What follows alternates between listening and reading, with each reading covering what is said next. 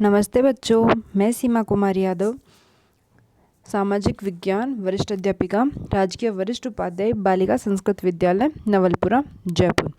आज हम लोग कक्षा 10 सामाजिक विज्ञान विषय के लोकतांत्रिक राजनीति भाग 2 के अध्याय 5 जन संघर्ष और आंदोलन के बारे में विस्तृत चर्चा करेंगे। हमने पिछले अध्याय में पढ़ा था कि सत्ता का बंटवारा क्यों ज़रूरी है, लोकतंत्र के लिए सत्ता क्यों ज़रूरी है, लोकतंत्र में सत्ता की मजबूती किस प्रकार से प्रदान होती है। इसके बाद में हमने पढ़ा था कि भाषा, लिंग, धर्म, जाति के आधार पर हमारे राज्यों का विभाजन इस प्रकार से हुआ है। और अब आज हम देखेंगे कि लोकतंत्र को जन संघर्ष और आंदोलन किस प्रकार से मजबूती प्रदान करते हैं।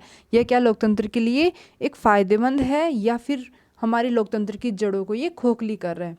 इन चीज़ों का अध्ययन हम इस अध्याय में करेंगे। सबसे पहले जो संघर्ष के बारे में जो अध्ययन करेंगे वो हम दो उदाहरणों से करेंगे। दो जो संघर्ष हो चुके हैं उन संघर्षों के बारे में अध्ययन करेंगे। तो पहला जो है वो हम पढ़ेंगे नेपाल। पहला है वो है नेपाल। नेपाल कहाँ है? नेपाल अपने भारत के उत्तर में, भारत के उत्तर में एक देश है। नेपाल छोटा देश है, वो इसका भारत का पड़ोसी देश है। वहाँ पे 2006 कब 2006 के समथिंग क्या हुआ था, वहाँ पे लोकतंत्र के लिए जन संघर्ष हुआ था। और लोकतंत्र नेपाल है वो आपको पता होगा भाई, पूरे भारत में या पूरे विश्व में एक जनतंत्रात्मक या राजतंत्र वहाँ पे शासन व्यवस्था पाई जाती थी 2006 से पहले। लेकिन उस राजतंत्र व्यवस्था में भी एक संसद का उल्लेख किया गया था। लेकिन जो वहाँ के राजा वीरेंद्र थे उन्होंने क्या कर दिया, कुछ समय से उस संसद को बर्खास्त कर रखा था, उनकी बातें नहीं मान रहे थे। इसलिए पूरा नेपाल शहर और नेपाल के साथ जितने भी लोग थे उन्होंने एक जन आंदोलन शुरू किया कि इस संसद की फिर से क्या की जाए, बहाली की जाए। और इसके साथ ही उनके जो निर्वाचित प्रतिनिधि थे उनको भी क्या दिया गया भाई, कुछ समय के लिए उनको अधिकार दिए जाएं। तो राजा वीरेंद्र ने देखा कि समस्त जनता एक साथ एकजुट होकर क्या कर रही है, आंदोलन कर रही है, तो उन्होंने कुछ हद तक उनकी बात मानने का निश्चय कर लिया था।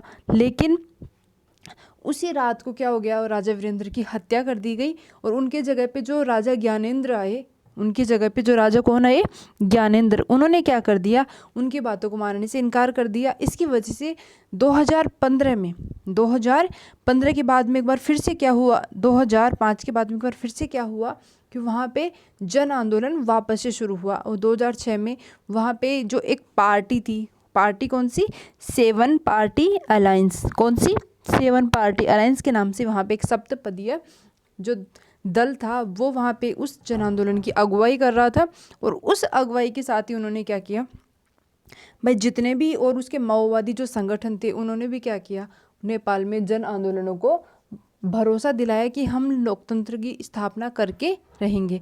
इसकी वजह से जब ये लोकतंत्र का जो जन संघर्ष है वो हिंसात्मक रूप धारण करने लगा और इसके साथ ही जो वहाँ के लोग हैं उन्होंने सार्वजनिक तौर पर जो हिंसात्मक कार्यवाही की, परिवहन को नुकसान पहुँचाया। इसके साथ ही राजा ज्ञानेंद्र ने क्या किया, 2008 में राजतंत्र को ख़त्म कर दिया गया और 2015 के बाद में वहाँ पे एक नया संविधान का निर्माण किया गया।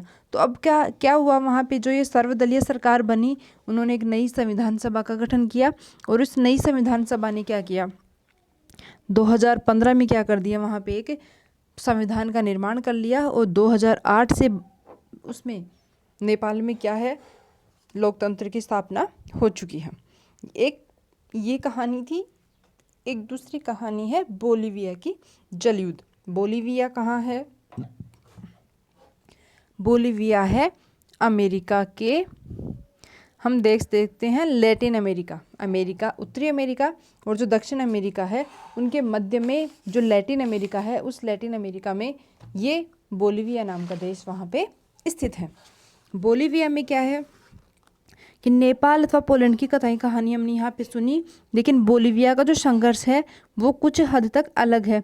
ये लोकतंत्र की स्थापना के लिए संघर्ष नहीं था, बल्कि ये क्या था, वहाँ पे जो बोलीविया में जो जल नीति है, बोलीविया में जो जल नीति है वो एक एक स्पेशल प्रकार की थी कि वहाँ पे जो भी जल का जो वितरण होगा जल प्रणाली का, वो वहाँ की नगर पालिका के हिसाब से होता था।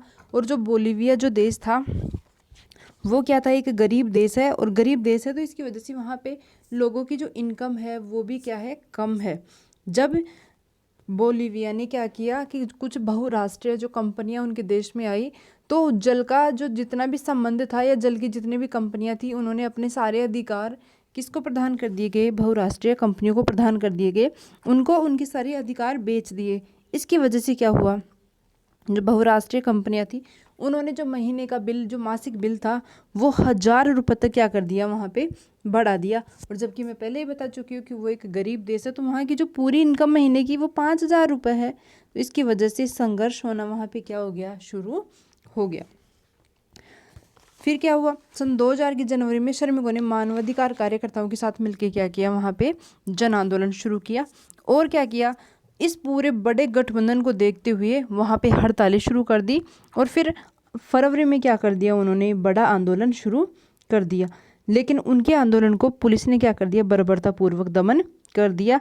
और जनता की ताकत और बहुराष्ट्रीय कंपनियां की ताकत के साथ उन्होंने क्या किया, पूरा जो बहुराष्ट्रीय कंपनियां थी और जो देश की जो सरकार थी, उन्होंने देखा कि जब जन आंदोलन काफ़ी विस्तृत हो गया है, तो उन्होंने इसे रोकना ही अपनी भलाई समझा। और उन्होंने बहुराष्ट्रीय कंपनियों के साथ जो करार किया था, जो उनके जो अधिकार बेचे थे, उन अधिकारों को क्या कर दिया, उन्होंने वापस से हटा दिया। और जो पुरानी जल की जो दरें थी, जो पुराना बिल था, वो ही उन्होंने क्या कर दिया, लागू कर दिया।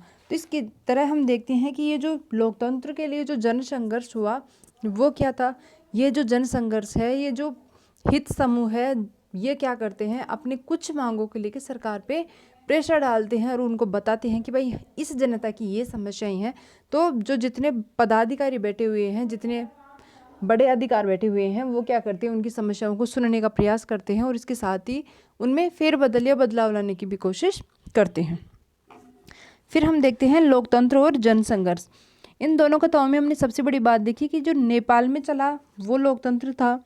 नेपाल में जो लोकतंत्र के लिए जो जन संघर्ष हुआ, उसका जो मेन उद्देश्य था वो क्या था, लोकतंत्र की स्थापना।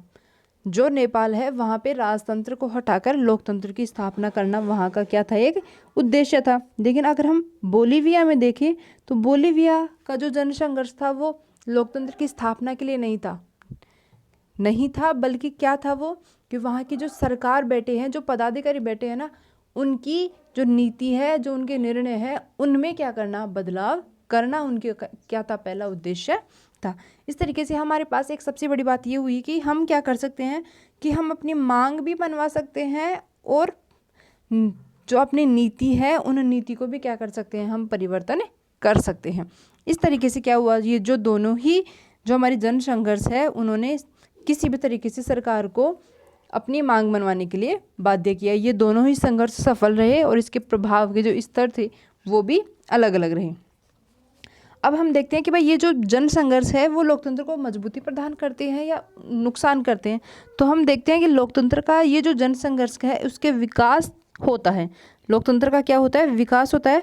कुछ महत्वपूर्ण फैसलों में आम सहमति हो जाए और इसके पीछे संघर्ष ना हो, ऐसा भी कहा जा सकता है।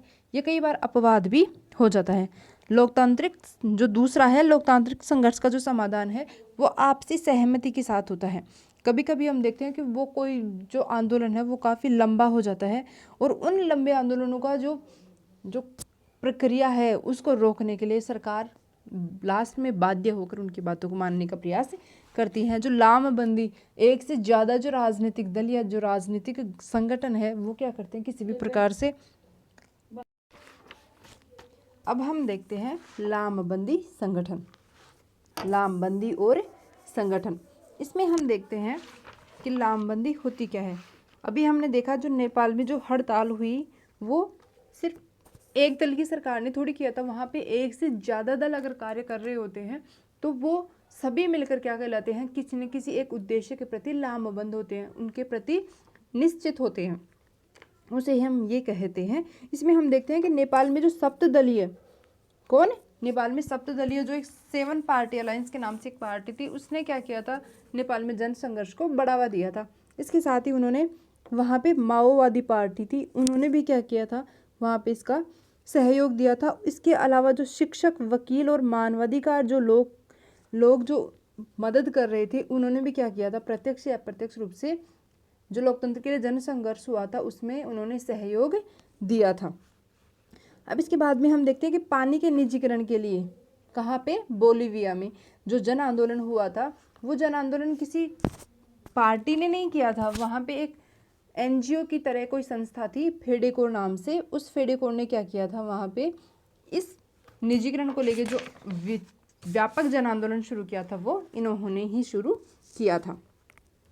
अब हम देखते हैं कि लोकतांत्रिक व्यवस्था में, जो लोकतांत्रिक व्यवस्था है उनमें दो उदाहरणों से हम जान पाएंगे कि एक लोकतांत्रिक व्यवस्था में एक संघर्ष के पीछे बहुत से संगठन होते हैं। हमारे देखते हैं कि भाई जो भी संघर्ष होता है उसके पीछे एक से ज़्यादा क्या होते हैं, वहाँ पे संगठन होते हैं। ये संगठन अपनी दो तरीके से भूमिका निभाते हैं। लोकतंत्र में किसी फैसले पर असर डालने के लिए जाना पहचाना तरीका राजनीति में प्रत्यक्ष भागीदारी करने का होता है और इसके लिए पार्टी बनाई जाती है, चुनाव लड़ा जाता है और सरकार बनाई जाती है। लेकिन हर नागरिक उसे प्रत्यक्ष रूप से भागीदार नहीं हो पाता और नागरिक की इच्छा न हो अथवा प्रत्यक्ष राजनीतिक गतिविधियों में हिस्सेदारी की उसे ज़रूरत न महसूस हो, ऐसा संभव नहीं होता है। प्रत्यक्ष राजनीति में हमारी जो हिस्सेदारी होती है वो भी ये करता है। इसलिए हमारे पास इसके सामने दो उदाहरण होते हैं। दो उदाहरण कौन से, एक उदाहरण तो होता है कि भाई हम डायरेक्ट सरकार के सामने क्या करें, अपनी बात रखने का प्रयास करें। दूसरा जो हमारे पास उदाहरण होता है वो ये होता है कि हम क्या करें, जब सरकार हमारी बात नहीं मान रही है तो हम क्या करें, किसी न किसी मुद्दे को लेकर एक पार्टी का गठन करें और एक पार्टी बनाई जाए, उसमें चुनाव लड़े जाए, सरकार बनाई जाए। सरकार बनाने के माध्यम से उसमें हम एक से एक आदमी तो सरकार बना नहीं पाएगा, पार्टी नहीं बना पाएगा, तो उस मुद्दे से जुड़े हुए सभी लोगों को उसमें शामिल करें और फिर वो क्या करे, सरकार पर दबाव बनाइए, सरकार पर अपनी बात कहने का प्रयास करें। इसकी वजह से क्या होता है, हमारे जो जितने भी जन संघर्ष या आंदोलन करते हैं वो क्या होते हैं, हमारे सफल होते हैं। बहरहाल ऐसे अनेक प्रत्यक्ष तरीके होते हैं जिनके सारे हम सरकार से अपनी मांग अथवा नजरिए का इजहार कर सकते हैं। इसके बाद हम देखते हैं कि कई बार हित समूह अथवा दबाव समूह है, ये एक नए शब्द है। इसमें हम देखते हैं कि ये जैसे हमने ये कहा ना कि पहले पार्टी बनाई जाती है, पहले पार्टी के माध्यम से सरकार बनाई जाती है, सरकार बनने के बाद वो अपनी मांग जो कर रहे थे उन मांगों को पूरा करने का प्रयास करते हैं।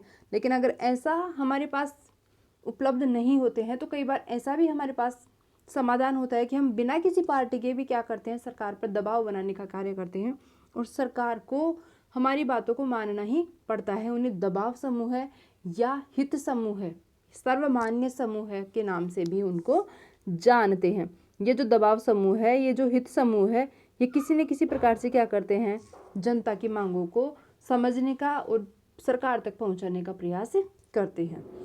और हम दबाव समूह है और आंदोलन इस अध्याय के अगले पार्ट में हम इसका अध्ययन करते हैं।